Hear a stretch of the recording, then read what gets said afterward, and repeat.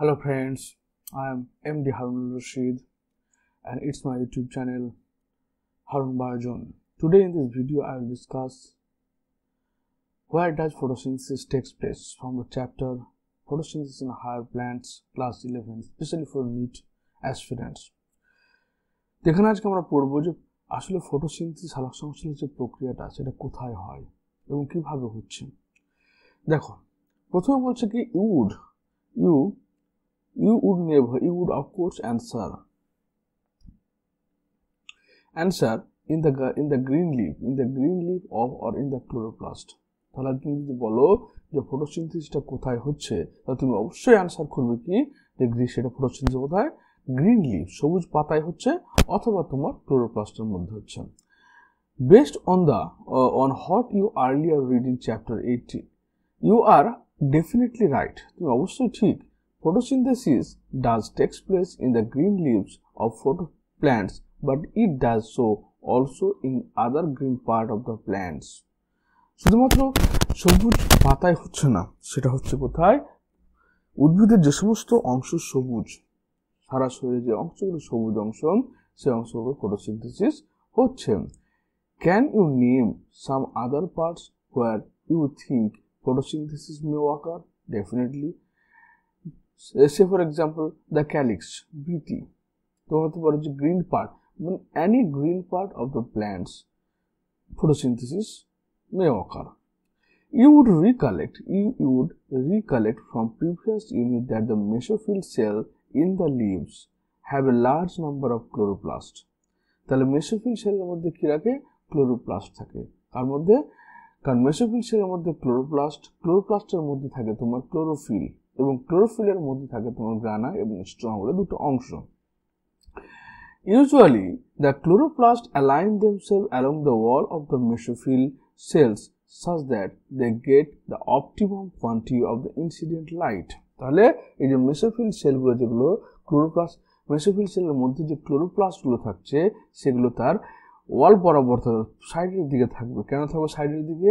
তারা optimum লাইটটাকে absorb করে। একটা পাতা ধরুন একটা পাতা, তো পাতার কোন জায়গাতে মেসোফিল সেলগুলো থাকবে এবং পাতার সারফেস এরিয়ার দিকে, যাতে সূর্যালোকটা খুব সহজেই তারা লাইটটাকে অ্যাবজর্ব করতে পারে, কারণ লাইট হচ্ছে source of every energy. When do you think the chloroplasts will be aligned with their flat surface parallel to the walls? When do you think, যখন চিন্তা করবে, the chloroplasts will be aligned with their flat surface parallel to their walls? তাহলে পাতার যে উপরে যে সারফেসটা রয়েছে সেই সারফেসটা পাতার উপরের সারফেস, সেই উপরের সারফেসে একদম অ্যালাইন, মানে বাইরের যে সারফেস ওয়ালস সেল ওয়াল রয়েছে সেই সেল ওয়ালের সঙ্গে তোমার ফ্ল্যাট ভাবে অবস্থান করছেন। When would they be perpendicular to the incident light and when would they be perpendicular? কখনো ফ্ল্যাট ভাবে থাকছে, কখনো আবার খাড়া হয়ে থাকছে। কেন ফ্ল্যাট? মেন পারপাস তাদের পজিশনের যাতে তারা খুব সহজেই সানলাইটের সংস্পর্শে চলে আসে, কারণ মেন হচ্ছে সানলাইটটাকে অ্যাবজর্ব করা। তাই লিফের যদি ভিতরের দিকে থাকে অথচ সারফেস এরিয়াতে না থাকে তবে তারা কি হচ্ছে লাইটটা পেতে দেরি হবে বা সাফিসিয়েন্ট অ্যামাউন্ট অফ লাইট পাবে না। তাই তাদের মেন পারপাস হচ্ছে যাতে একটা লিফের সারফেস এরিয়ার দিকে বা মেসোফিল সেলের সারফেস এরিয়ার দিকে যদি ক্লোরোপ্লাস্টটা থাকে সেটা ওর অ্যারেঞ্জমেন্টটা খুব দরকার। You have studied the same structure of chloroplast. Within the chloroplast there is a membranous system consisting of grana and the stroma lamellae and the matrix of stroma। তাহলে আমরা কি দেখতে পেলাম, এটা হচ্ছে তোমার গ্রানা, তারপর হচ্ছে কি এই জায়গাটা তোমার হচ্ছে কি স্ট্রোমা, এটা হচ্ছে স্ট্রোমা এবং এই যে গ্রানা, দুটো গ্রানার মধ্যবর্তী যে অংশটা জয়েন্টটা সেগুলো হচ্ছে stroma lamellae.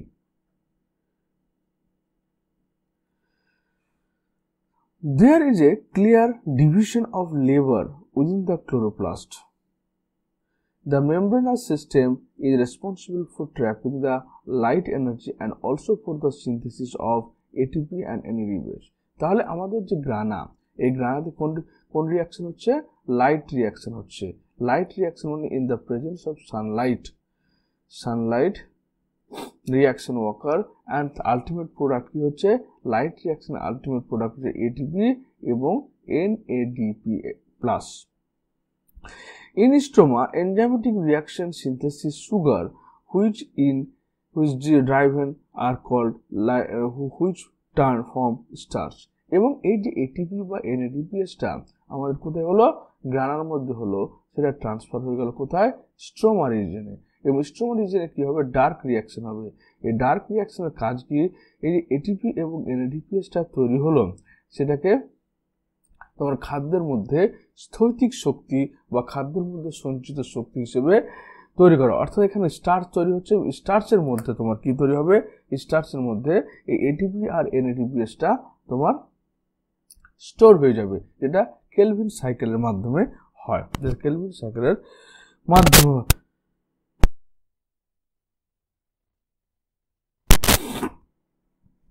the former set of reactions is they are directly light driven are called light reaction বা photochemical reaction।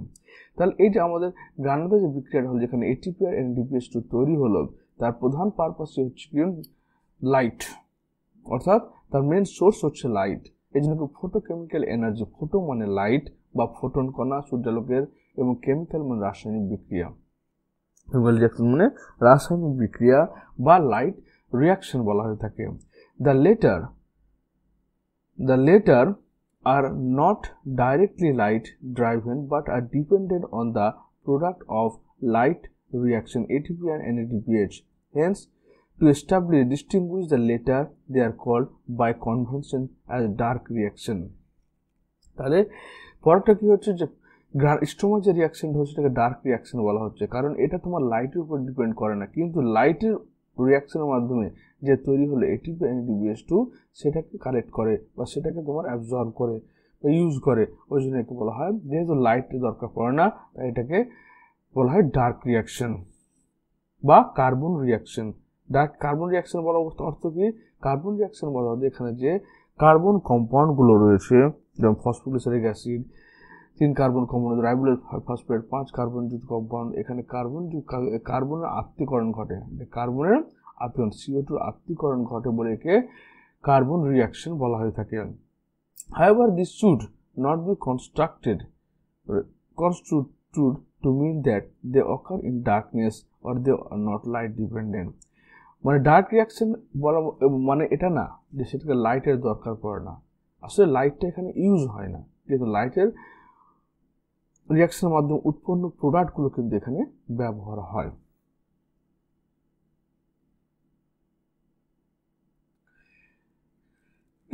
Next page, you have studied direct reaction. এই যেখানে তোমরা রিয়াকশন দেখো, এটা হচ্ছে গ্রানা।